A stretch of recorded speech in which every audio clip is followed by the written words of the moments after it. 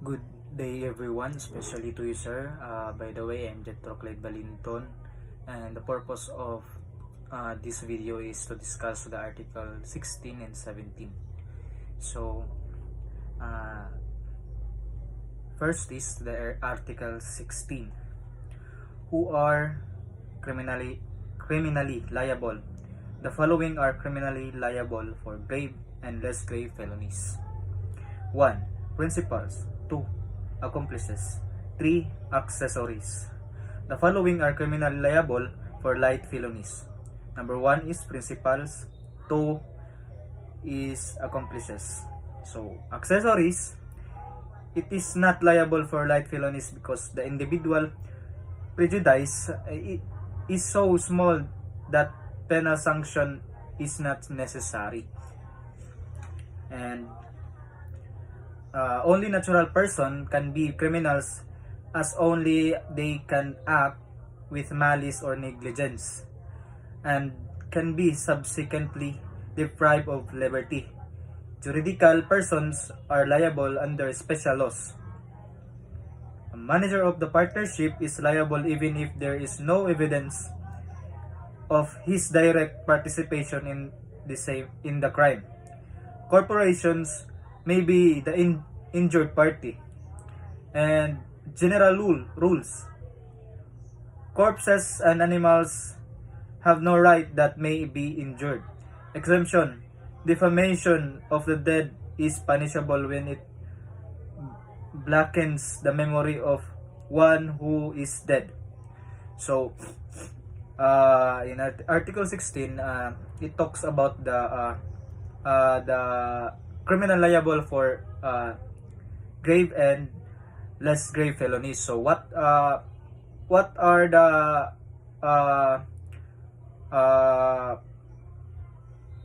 thing that criminal liable for grave and less grave felonies? Number 1 is principals, 2 accomplices, and 3 is accessories. So, the next one is the following criminal liable for light felonies. So, as you can see, there is no accessories in that felony because accessories is not liable for light felonies because the individual prejudice, it is so small, so gamay ra ang penalty or sanction aning thing. And let's proceed to the Article 17. Principals. The following are considered principals. Number 1 is those who take a direct part in the execution of the act. Number 2 is those who are directly forced or induce other to commit it. And number 3 is those who cooperate in the commission of the offense by another act without which it would not have been accomplished. And principal by direct participation, requisites for 2 or more to be principals by direct participation are: 1 is participated in the criminal resolution or conspiracy, and number 2 is carried out their plan and personally took part in its execution by acts which directly tended to the same end. And conspiracy is unity of purpose and intention. Establishment of conspiracy. So, number 1 is proven by overt act and not mere knowledge or approval.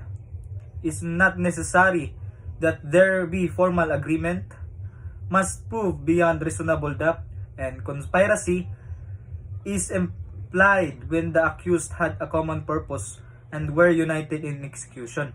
And number 6 is unity of purpose and intention in the commission of the crime may be shown in the following cases. And number 1, spontaneous agreement at the moment of the commission of the crime. Number 2 is active cooperation by all the offenders in the perpetration of the crime. And number 3 is contributing by positive acts to the realization of a common criminal intent. And number 4 is presence during the commission of the crime by a band and lending moral support thereto. And number 5 is while conspiracy may be implied from the circumstances attending the commission of the crime, it is nevertheless a rule that conspiracy must be established by positive and conclusive evidence.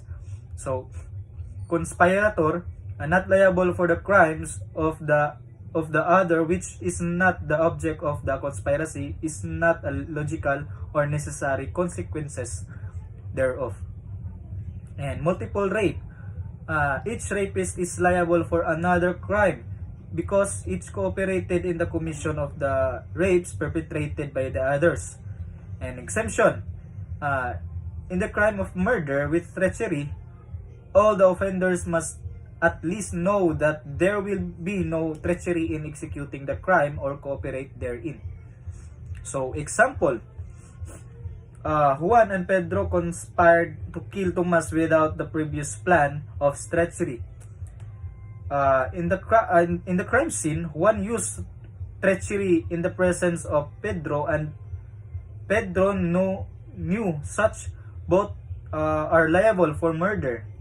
But if Pedro stayed by gate while Juan alone killed Tomas with treachery, so that Pedro didn't know how it was carried out, Juan is liable for murder while Pedro for homicide.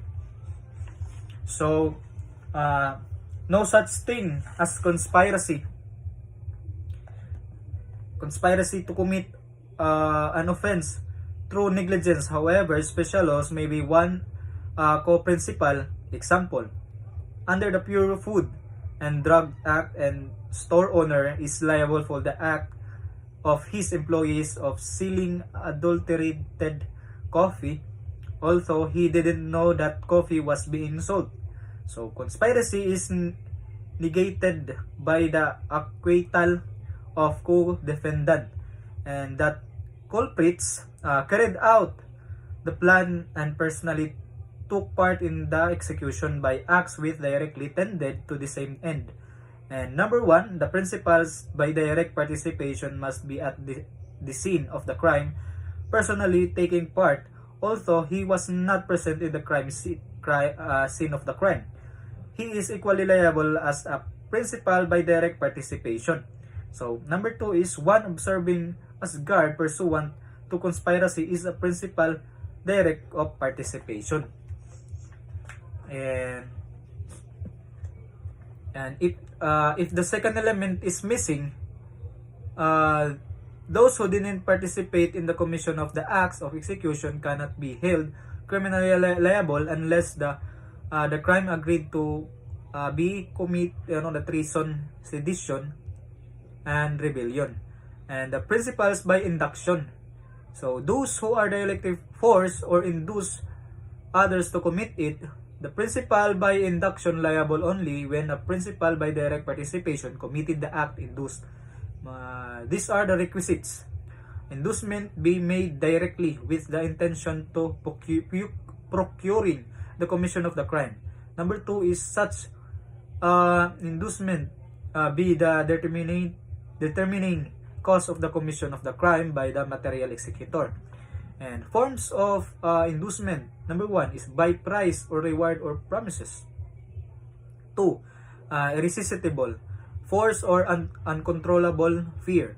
And commander has these are number three. Commander has intention to procuring the commission of the crime. And number four is commander has ascendancy or influence. Number five is words used to direct, so efficacious, so powerful. And number six is command be uttered prior to the commission. And number seven, executor had no personal reason, and imprudent advice does not constitute sufficient inducement. And number nine, requisites of the words of command to be considered inducement. And number 10 is words uttered in the heat of anger and in the nature of the command had to be obeyed do not make one an inductor. So inductor and proposes to commit a felony. So induce others, liable only when the crime is executed. In proposes to commit a felony, same, punishable at the ones when proposes to commit rebellion or treason. The person to whom one proposed should not commit the crime, otherwise the latter becomes an inductor. So another meaning of inductor covers any crime, and in the proposes to commit a felony is covers only a treason and rebellion. And the effects and acquittal of principal by direct participation on liability of principal by inducement. Number 1 is conspiracy is negated by the acquittal of the co-defendant. And number 2 is one cannot be held guilty in instigating the commission of the crime without first showing that the crime has been actually committed by another. But if the one charged as principal by direct participation be acquitted because he acted without the criminal intent or malice, it is not a ground for acquittal of the principal by inducement. So principal by indispensable cooperation. So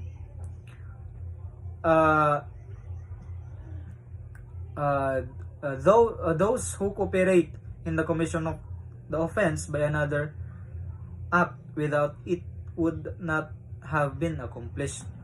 So requisites participation of the criminal resolution. And number 2 is cooperation through the another act includes negligence. Bullet 1, there is collective criminal responsibility when the offenders are criminal liable in the same manner and to the same intent. Penalty is the same for all.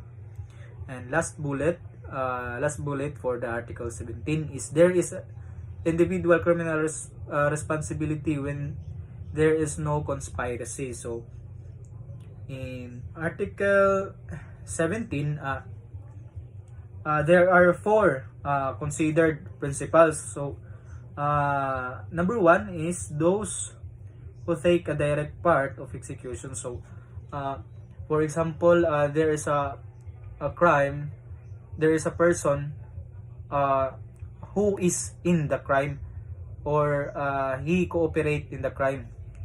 And number 2 is who are directly forced or induced to commit it. So for example, there is example A gives a promise to B that he kill C.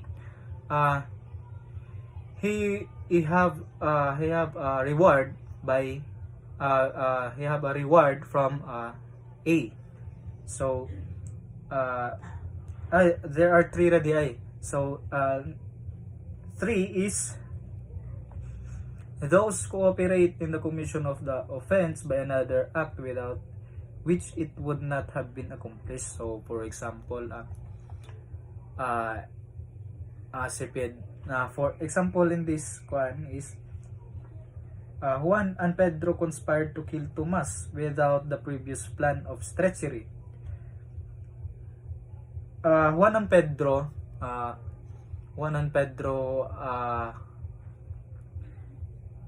in the crime scene used treachery in the presence of the Pedro such nuisance.